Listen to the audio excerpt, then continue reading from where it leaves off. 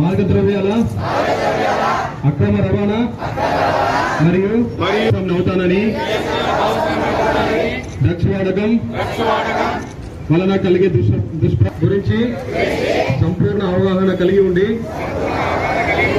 నాతో పాటు డ్రగ్స్ బారిన పడకుండా కొనుగోలు చేసే వ్యక్తుల డ్రగ్స్ రహిత జీవన శైలిని అనుసరిస్తానని డ్రగ్స్ రహిత సమాజమే తెలంగాణ ప్రభుత్వ సంకల్పంలో భాగస్వామిని అవుతానని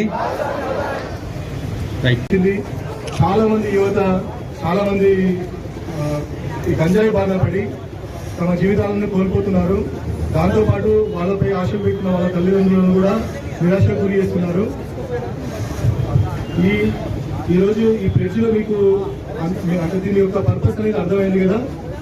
ఇది డ్రగ్స్ నిర్మూలన అనేది ఒక పోలీస్ వారు, ఎక్సైజ్ వారు, లేకపోతే కొంత ప్రభుత్వాధికారుల చేతనే మాత్రమే కాదు, మనందరం కలిసికట్టుగా ఇన్వాల్వ్ అయితేనే మనం డ్రగ్స్ ను పూర్తిగా నిర్మూలించగలుగుతాం.